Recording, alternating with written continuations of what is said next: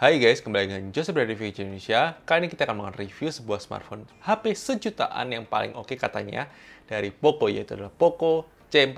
Jadi kita akan lakukan reviewnya, kita akan bahas bagaimana kelebihannya maupun kekurangannya. Jadi pastikan kalian tonton sampai habis ya guys. Tapi sebelum itu jangan lupa klik tombol subscribe, aktifkan loncengnya, dan follow sosial media Review Gadget ya guys.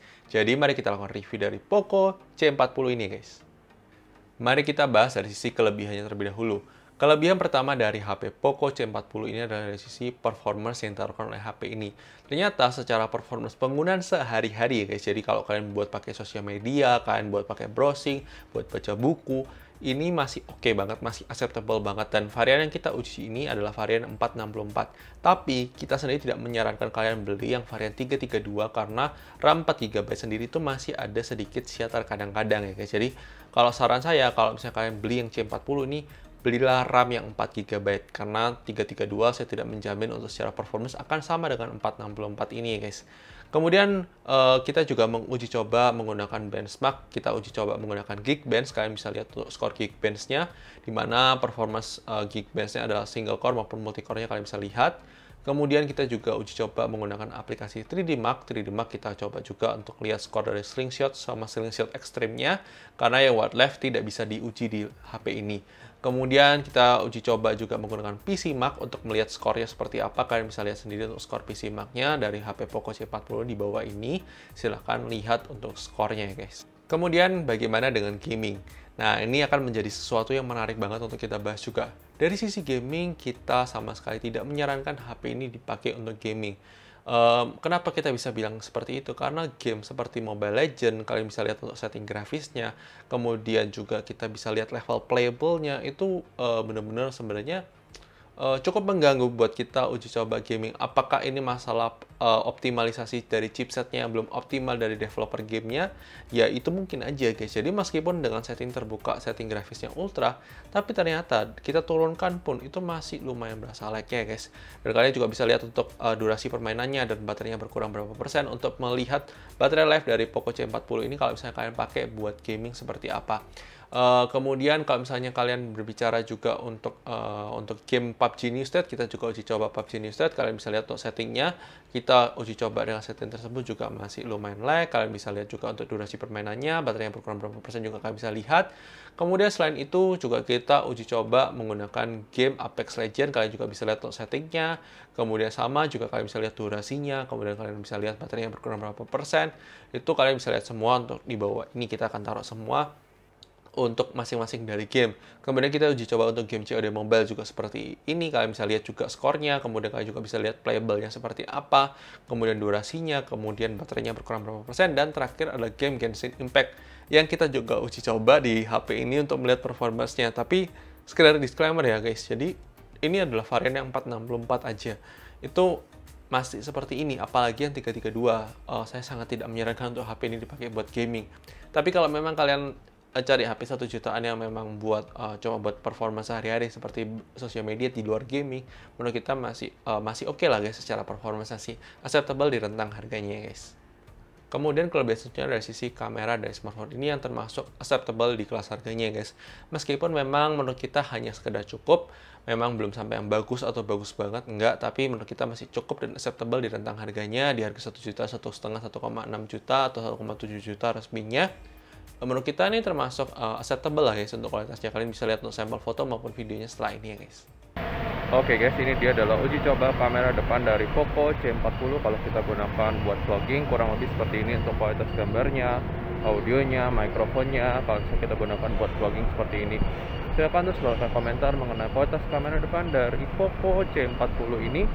Apakah oke atau tidak oke? Ya sesuai lah guys untuk harganya. Kalau menurut kita ya untuk kualitasnya bisa dibilang cukup baik dan oke lah, masih acceptable secara kualitas dynamic range-nya. Meskipun dalam kondisi low light masih belum terlalu bagus ya guys, tapi silahkan komentar mengenai kualitas kamera depan dari Poco C40 ini ya guys. Oke guys, ini dia adalah uji coba kamera belakang dari Poco C40. Kita pegang pakai tangan, jadi sama aja kan tadi waktu tes kamera depan kita juga pegang pakai tangan tanpa bantuan tripod, mini tripod. Kurang lebih seperti ini untuk kualitas kameranya. Memang pasti agak shaky karena tanpa gimbal ya guys. Jadi ya silahkan terus balik ke komentar mengenai kualitas kamera dari Poco C40 ini. Kalau bisa kita gunakan buat vlogging, buat syuting seperti ini, apakah oke atau tidak oke, silahkan terus balik ke komentar mengenai kualitas kamera belakang dari Poco C40 ini ya guys.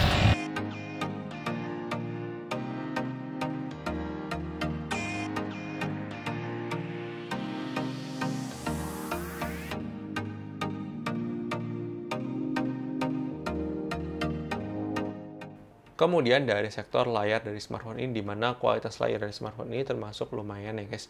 Jadi meskipun memang dengan resolusi HD+, dengan refresh rate 60 Hz-nya, ini masih acceptable banget di kelas harganya. Dan menurut kita sih nggak ada masalah ya guys untuk penggunaan sehari-hari. Good job lah untuk Poco C40 ini punya kualitas yang termasuk oke guys, meskipun memang bukan yang terbaik di kelas harganya. Kemudian dari sektor speaker, kualitas speaker di HP ini termasuk oke dan acceptable di kelas harganya, meskipun memang tidak terlalu keras, meskipun tidak terlalu terasa bassnya, tapi menurut kita masih oke buat dinikmati buat nonton film ataupun misalnya buat dengerin lagu ya guys. Kemudian kelebihan secara dari sisi baterai life dari HP ini, di mana baterai life di HP ini termasuk awet dengan kapasitas 6000 mAh-nya kalian bisa tembus hingga 1,5 sampai 2 hari pemakaian. Itu tergantung intensitas kalian menggunakan HP ini seberapa intens dan seberapa banyak aplikasi yang kalian jalankan dalam satu waktu yang bersamaan. Dan itu menurut kita sih termasuk oke banget ya guys, dan termasuk salah satu yang terbaik lah guys. 6000 mAh di kelas 1 jutaan itu jarang-jarang ada ya guys. Kemudian untuk waktu chargingnya sendiri, kalau misalnya kita uji coba untuk charging itu bisa sampai 2,5 jam hingga 3 jam dari 0 sampai 100%.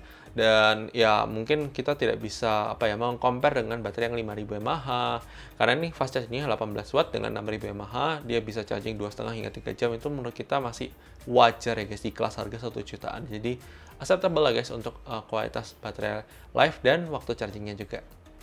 Kemudian dari sektor security, di mana HP ini sudah dilengkapi oleh fingerprint scanner dan juga face unlock yang kucuk banget buat pemakai sehari itu sudah cukup banget ya guys.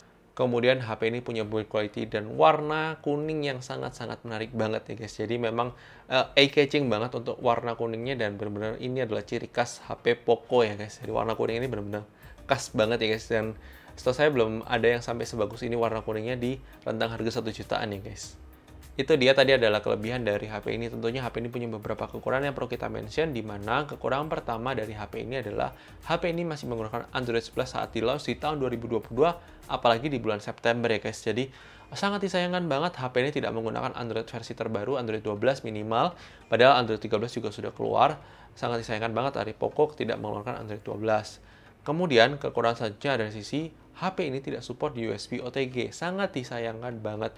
HP Poco yang paling sejutaan katanya itu tidak support OTG guys. Jadi ya kita mau bicara apa ya guys. Jadi udah ada ada yang kurang optimize ketika gaming, kemudian ada Android-nya bukan yang terbaru, kemudian ada USB OTG tidak support. Ya sangat disayangkan banget ya guys. Jadi kekurangan minor yang sebenarnya bukan minor juga sih. Ya lumayan juga sih untuk yang OTG itu. Cuma menurut kita itu akan membuat konsumen itu jadi berpikir 2-3 kali lagi untuk beli HP Poco C40 ini, di luar dari segala kelebihan yang kita sudah sebutkan di awal ya guys. Tapi sekali lagi ini adalah pendapat dari Fikicet ya guys mengenai HP ini, dan silakan terus berikan komentar. Kalau menurut kita sendiri sebenarnya HP ini tuh memang masih oke kok guys untuk kalian beli, tapi memang bukan menjadi satu HP yang sangat direkomendasikan untuk beli di harga 1 jutaan, karena menurut kita masih banyak HP 1 jutaan lainnya yang lebih menarik. Bahkan kita bisa lihat dari brand-brand sebelah itu memang masih banyak yang lebih menarik di harga 1 jutaan. Dan sangat disayangkan banget HP Poco ini yang harusnya adalah sebuah HP yang killer untuk HP brand lain, tapi kayak agak melempem di sini, kayak agak kurang menggigit ya guys. Tapi sekali lagi ini adalah pendapat dari Fikicet, mungkin bisa berbeda dengan pendapat kalian, tidak masalah.